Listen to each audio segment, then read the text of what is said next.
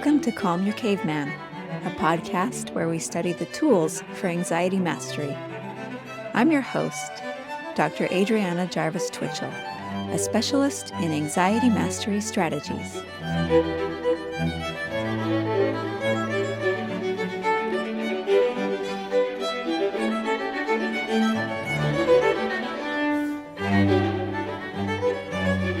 Hi everybody, welcome back to Calm Your Caveman. We're going to talk today about what to do when it feels like the sky is falling. In those moments when it feels like you are surrounded and crushed by problems that are way bigger than you are, that you cannot solve, but that are going to basically ruin your future, threaten you in some really fundamental, important way. How can you continue on? We all know what it feels like to be in this state. When I get in this state, what happens to me? I can't produce. I can't be creative. I end up just pacing and worrying and scrolling excessively to try and figure out what the internet has to say about what the future holds for me. It affects my sleep. I end up feeling tense in my muscles and in my, my brain. So I'm unable to be creative. I'm unable to rest adequately. I can't take care of myself or the people around me.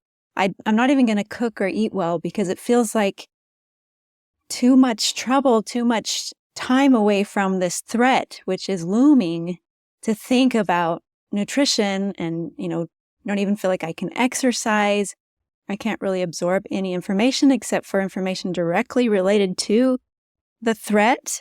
I can't learn things except for things directly related to the threat. I can't remember things except for what's directly related to the threat.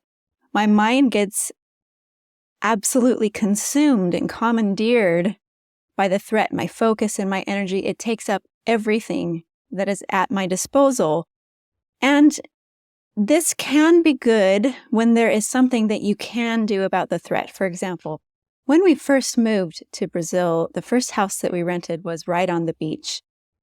There was a house, and then there was a big yard, and then there was a great big wide beach, and then there was the ocean. And it was a beautiful place to live. But in the winter, on this particular beach, a lot of times the ocean gets kind of agitated. Well, what happened this winter when we had just moved in was that the ocean came way up and it actually ate up all of the beach. So there was no beach. So it was just our house and then the yard and then the ocean right there. And I started to get worried and I contacted the owners of the house and I said, maybe we should move. This doesn't seem right. And they said, oh, don't worry. This happens every year. The ocean it changes its pattern. One year, it even took down the fence at the back of the yard, but then it retreated and everything was fine. So don't worry about it. This is normal. So I thought, okay, I guess I'll just relax because this is going to go back down. But it continued to come in closer to the house. It ate up enough of the yard that it got to the fence, and then it finally, after another week or so, it actually took down the fence. Of course, I'm getting a little bit more worried all the time, but it was a time when we were really busy. My husband had just started a new job. We had 5 kids under the age of 12. We had a bunch of concerts that were coming up that we were preparing for and rehearsing for. And so we didn't feel like we could focus on the house unless it was really necessary. So we decided that if the ocean got up to this particular line in the yard, that we would move no matter what. And that before that, we would try and not worry about it. So, it advanced slowly, after a week, maybe there were a couple more inches of the yard that were gone, but we just kept thinking it'll go back down. It did not continue in that same rhythm though, because after there was a day where the ocean was really crazy and it ended up eating a whole 3 feet, a whole meter of our yard in one day. And then the next day it ate the whole meter again, and it was already up to this line that we had established. We thought, at the rate that it was going, that if it got up to this line, we would have plenty of time to get out of the house still because it was only going this fast, so fast, just a couple of inches a week. But as things progressed, it got faster and faster. It was getting closer and closer. It was eating up a meter in a day. And I realized, oh my goodness, we set this line too close to the house. We have got to move now. And here we are with all of this stuff on our shoulders. My husband was overwhelmed at work. And so it was up to me. I had to find a house for us to move into in one day. And we had to move out within one day. How in the world was I going to solve this problem? How was I going to find a house, get all of the family and all of the belongings out of the house in one day? Well, my mind was hyper-focused on this threat, and I went to work and I found a house. I found a house in one day. I figured out all of these unsolvable problems. I figured out how to get out of the contract legally and have all of the legal procedures that had to be done for us to be able to not have to pay penalties to move out of the house. I found boxes. I found people to help us. Our violinist from our quartet was visiting us because we had some concerts with her, and bless her heart, she helped us so much to move. Several people from our church congregation helped us to move, and we were able to get everybody out of that house and into the new house within 1 or 2 days. And it was a really good thing because the ocean continued to undermine the house, continued to take sand away from under the house, and within a week, the house actually collapsed because it didn't have ground underneath it, and so it fell. So this was the power of that hyper-focus on the threat. I was in ultra-threat mother mode because here I am with all of these little children. I've got to get them out of the house or it's going to fall down because the ocean is going to eat up the house. But this hyper-focus on the threat helped me to solve all of those problems. So this is one example of how when there's something you can do about the threat, that hyper-focus can be beneficial. But what about when the things that are giving you that sense of threat are not within your power to solve? What if there are things that are totally beyond your control? Things on a national, on an international level that are just simply not something that you can fix, but that they still seem really threatening to you. They seem to be very pertinent to your life, to your children's lives. They feel like it's going to cause problems that need to be solved. How can you deal with this type of a situation? Well, this is where I wanted to bring my dad onto the show because I feel like he has a good approach.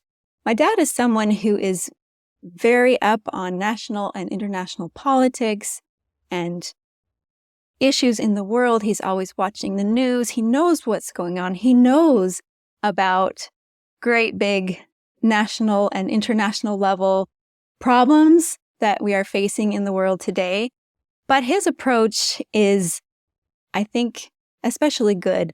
And that's why I wanted to bring him on to interview so you could see a little bit what my dad does to deal with this type of a threat.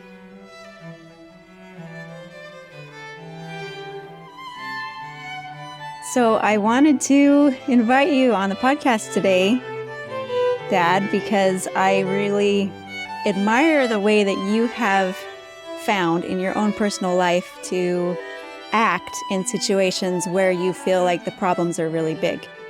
I know for me personally, there was a time a few years ago where I was feeling like there were a lot of problems in the world that were crushing me and that I couldn't do anything about them. And the effect was that it kind of made me feel impotent and made me kind of curl up in a corner and just feel really anxious and depressed. And it didn't help me to deal with the problems that were actually in front of me, that were actually within my reach. But you have found a personal way to deal with that. Can you talk a little bit more about that? Yes, I've long felt that we have too great an access to national and international news and insufficient access to local news and things we can do. I guess my interest in local things happened after I retired. I ran for office and was running for a party that wasn't popular, so I didn't get in. And then I got asked by the mayor of our town to run a sustainability program, and that resulted in me being sort of the sustainability environmental person for the city of Provo, Utah for the last 14 years. And that automatically forces me to think about local things. But I also think it helps to remember the Alcoholics Anonymous prayer, which really was something that Reinhold Niebuhr said at the end of a sermon. God grant me the grace to accept what I cannot change, the courage to change what I can, and the wisdom to know the difference. So as things have gotten worse on the national level here lately, that's been helpful for me. I just throw up my hands to what's going on in Washington and attend to trying to get everybody to go electric here in my local neighborhood. So tell me more about why it is that you are focusing on teaching people to go electric. What impact can that have? Well, the environmental impact is that it's something like 30% of the pollution and global warming gases produced in the United States come from buildings and houses. And it's going to become an even greater percentage as automobiles get cleaner. Right now, automobiles are the main cause of pollution and global warming gases, but houses are important. And everybody just has natural gas that they burn, or propane, or some of them even burn petroleum. And all those produce a lot of global warming gases and pollution. And if we can go electric, that would reduce it, partly because it's more efficient, even if the electricity is produced with fossil fuels. So tell me what you've done first of all, in your own life to get things all electric in your home, and then as far as what you've done to help other people, inspire other people to do that on a local level. Yeah, I figured I couldn't very well tell other people to do what I wasn't willing to do for myself. I read a book by Bill Gates about heat pumps. And he was talking about the green premium, how much extra we're going to have to put out to help African countries and other less developed countries go green. And he focused on the heat pumps. He said heat pumps are a win-win. They take a little bit put in, but then you make that back by how efficient they are, because they're more efficient than regular fossil fuel-fired heating devices. So I thought, well, maybe we ought to get a heat pump. So the first thing we did was to buy a heat pump clothes dryer. We had trouble with the downstairs furnace. And I said, we better get a heat pump instead of another gas furnace. And so we put in a little heat pump to replace the furnace. And that worked out well. And I figured, way to go. We're going to do this. And so the next summer, when our air conditioner was faltering, I said, we better replace that air conditioner with a heat pump. And then I got reading online that you can get a water heater that's a heat pump water heater. Mm-hmm. So now you don't have any gas appliances in your house. We have no gas in our house at all. I called up the gas company. I said, turn off the meter. And the clerk answering the phone said, well, are you moving? No. Are you going on vacation? No. So why do you want to turn off the gas meter? I says, because we don't need it. Good for you. And then you also have put in solar panels, right? Yeah, that's not essential to having an all electric house by any means, but it does help us with our electric bills. Mm-hmm. But even not counting what we get from the solar panels, I figured that our costs for heating and air conditioning were $16 cheaper per month on average. And then you also got an electric lawnmower and found other ways to just reduce your emissions, right? Yes. Actually, that was the electric yard tools. They were the first thing we did to get rid of our fossil fuels around. And we convinced Provo City Power to have a rebate system. Uh-huh. So you worked on trying to get the city to make this rebate for people trading in their gas lawnmowers and buying an electric lawnmower instead. Yes, we're fortunate here in the little city of Provo we have a municipal power system, so it's owned by the citizens of Provo.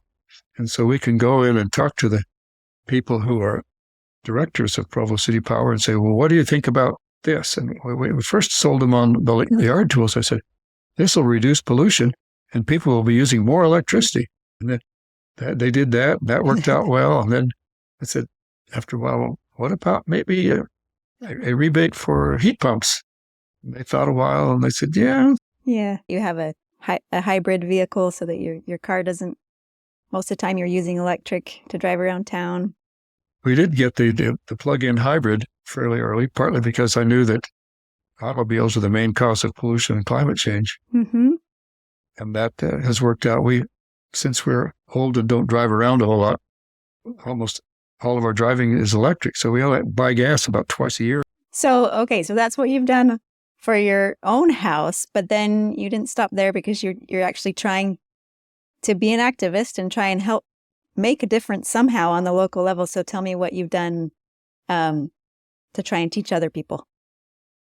Well, I have a friend who works with me on this Provo's Sustainability Committee, and he was really excited about this. And he said, how about we get some people together to come to your house and you can show them the heat pumps and that they work and that it has been doable for you.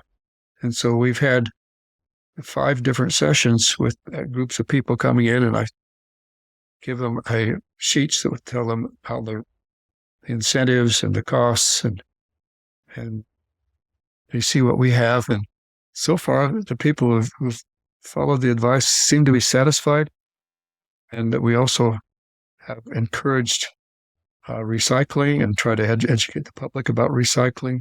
Your mother goes around to every school in Provo. Well, she invites every school in Provo to let her come in and to speak to the children about air pollution, what it is, what causes it, what their family can do to reduce it. Mm-hmm. So we do a lot of community outreach.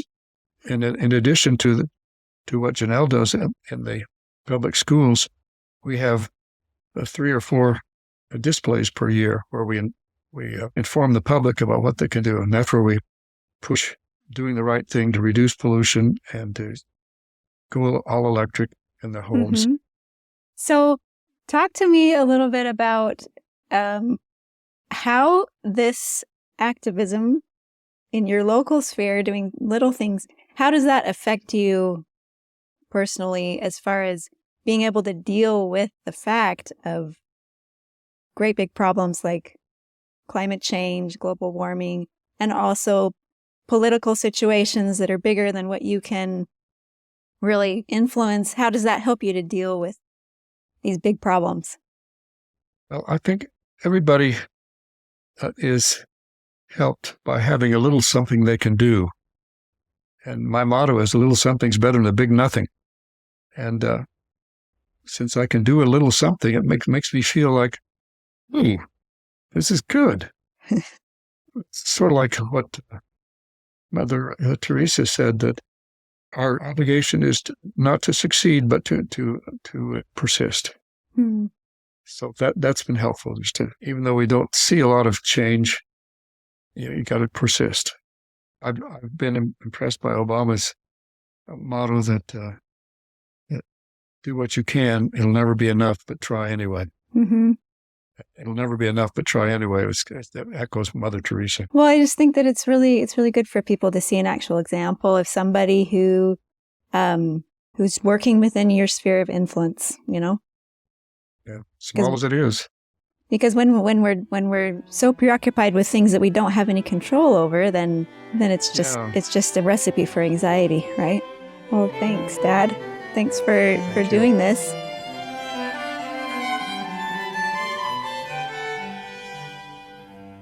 So I think it's so great that my dad is able to, instead of getting overwhelmed and consumed by problems that are beyond his power, to solve problems that are beyond his control, that he focuses on those things that are within his control. And it makes me think of that scene toward the end of The Lord of the Rings where Frodo and Sam are talking and Frodo says, "I can't do this, Sam." And Sam agrees. He says, "I know it's all wrong, By rights, we shouldn't even be here, but we are. And he talks about how it's like in the great stories, Mr. Frodo, the ones that really mattered, full of darkness and danger they were. And sometimes you didn't want to know the end, because how could the end be happy? And how could the world go back to the way it was when so much bad had happened? But in the end, it's only a passing thing, this shadow. Even darkness must pass. A new day will come, and when the sun shines, it will shine out the clearer. Those were the stories that stayed with you, that meant something even if you were too small to understand why. But I think, Mr. Frodo, I do understand. I know now. Folk in those stories had lots of chances of turning back, only they didn't. They kept going because they were holding on to something. And Frodo asks, "What are we holding on to, Sam?" And Sam says that there's some good in this world, Mr. Frodo, and it's worth fighting for. I love the hope that Sam holds on to in this story, but I also love the way that Frodo and Sam fight for solving the problems in their world. They are halflings, they're tiny people, they don't have any particular powers, they're not immortal like the elves, they're not great warriors, they don't have the powers that the wizard Gandalf has, but they can do something. They can do their little something. And so that is what they focus on doing, on carrying the ring to Mordor and getting rid of the ring. And when it comes down to it, their little something is a crucial little something. And I think that's what we all need to remember, is that we each have a little something that we can contribute that will make a difference, that will be different than what someone else can do, but crucial nonetheless. And if we can focus on our little something, on the things that are within our power, then we will not be overwhelmed by the darkness that is too big for us to confront head on, face on. We can fix the things that we can do in our own little sphere. We can focus on those things. And that gives us hope and power to keep going. And just think, if everybody can focus in this way and do their own little something, that's what makes for change. Just like in The Lord of the Rings, all of the people using their particular skills and their particular talents, which were all different, to fight for good in the world. And that is the solution to feeling overwhelmed even when the sky is falling. So that's what I want to leave you with today. But don't go away yet, because now we have the kindness narrative. It's your effortless gratitude practice. It's easy, it's free, and it will help you. If you can have this gratitude practice, it will help your brain to stay in that space where you feel like you can handle what's going on and you can make a difference. Thanks for listening.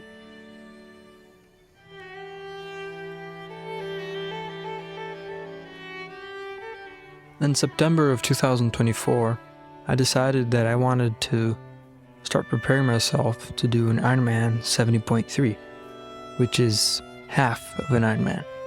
I wasn't going to go to an official event. It was just going to be on my own. And I mentioned the fact that I wanted to do this to an aunt of mine. She was going to visit us at the end of the year. She also used to be a professional triathlete. And she got really excited that I wanted to do this.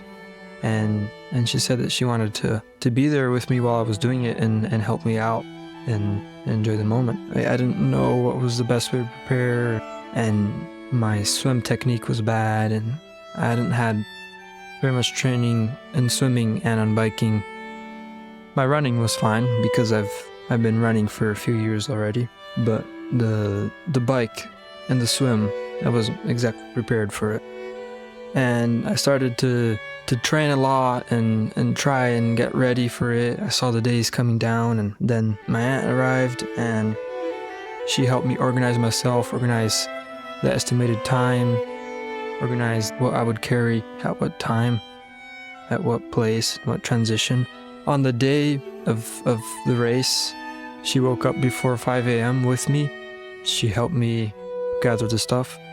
She went to the beach, which is where I was going to start the swim. She got in the water with me.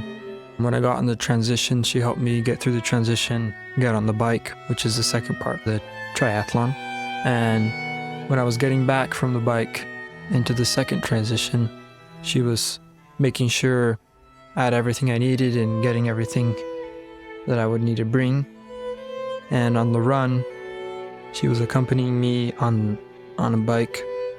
She would buy cold water while we would pass by the stores on the streets, and she was motivating me and just making sure I was all right, even though I was in a really tough spot. It was my 6th hour of consecutive cardio exercise, and I was really tired, really exhausted. But she really helped me, and it was really meaningful for me to have her by me, helping me through this triathlon.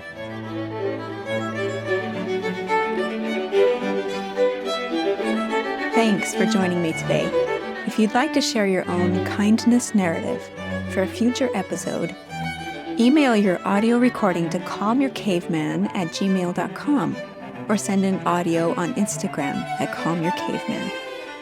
The Instagram audios are only 1 minute, but you can send multiple audios and I'll piece them together. It's optional to use your name. What's important is sharing your story. If you feel like you'd benefit from individual anxiety coaching, I do that too. You can look me up on my website, calmyourcaveman.com. If you'd like to support this podcast, you can do that by subscribing to Calm Your Caveman on YouTube and also on your favorite podcast platform. And if you want to help other people find this podcast, leaving a good review on Apple Podcasts or Spotify really helps. Thanks, and see you next time.